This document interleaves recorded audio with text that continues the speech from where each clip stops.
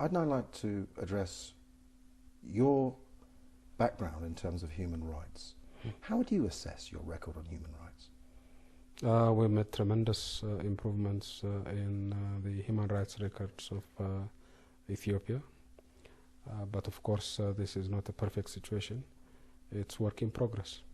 What about the anti-government demonstrations in 2005, the lives lost, the clampdown you ordered after the elections? Do you regret that? I regret the deaths. As you know, up to 194 civilians died. 6 policemen were killed. More than 70 policemen were wounded. I regret all these deaths. But there was a challenge to the constitutional order in Ethiopia, and that challenge had to be faced. It changed the world's view, well, many leaders in the world, their view towards you as a leader. That round of violence in your country, didn't it? I doubt whether it changed the view of world leaders, but it clearly tarnished the image of Ethiopia.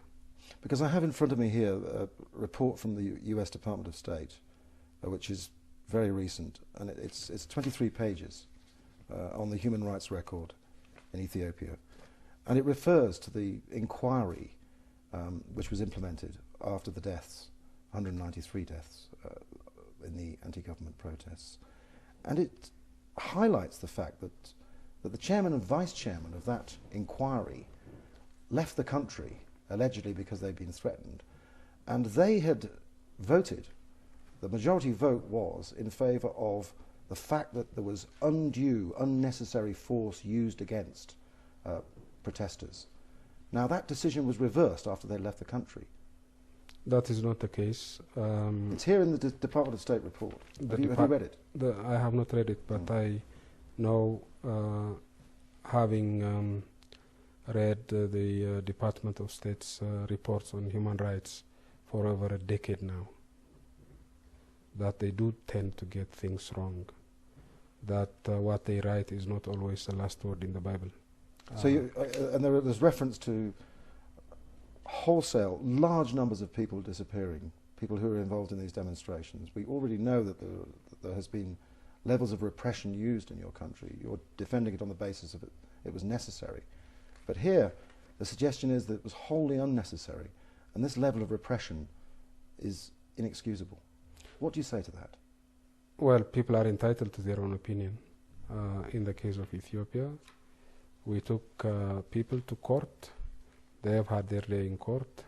They're still waiting for the verdict of the court. We detained a large number of people immediately after the attempted insurrection, but we released them within weeks. The vast majority of them were released within weeks. About 100 or so were detained and taken to court. I do not believe that is a disproportionate response to a concerted effort to bring about a change in government by force. This is Africa's second most populated country. It has a wealth of resources and energy. Don't you think you should be more democratic in the way you run Ethiopia? We are democratic in the way we run Ethiopia. We've been elected by the people. But aside from the engineering, one wouldn't dispute the structure as being democratic. It's the policies used, officially or unofficially, by your security services and your security forces against Ethiopians I'm asking about. Well, as I said, there has been tremendous democratic progress in this country, including in the last election. Everybody who observed the last election says that it was an exemplary election campaign, and that things began to get wrong after the polling. And contrary to what some have suggested, every government I know, including every government in Europe, has clearly recognized that we did not steal the elections, that we won the last elections, not just the last, but the previous elections too. So the fundamental structure is democratic. Is there room for improvement? I do not know of any country where there is no room for improvement.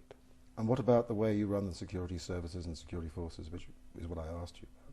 Would you not agree that perhaps you need to review policies in Yes, a way? we need to review our policies on a daily basis, beef up their capacity to manage such crises without bloodshed and more effectively and more humanely.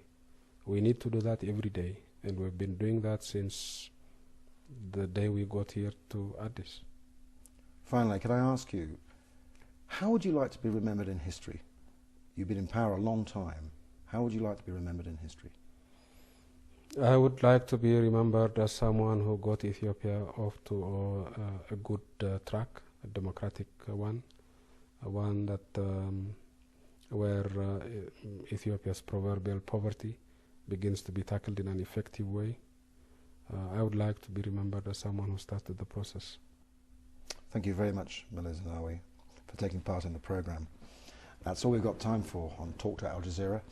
From me, Andrew Simmons, a very good bye to you.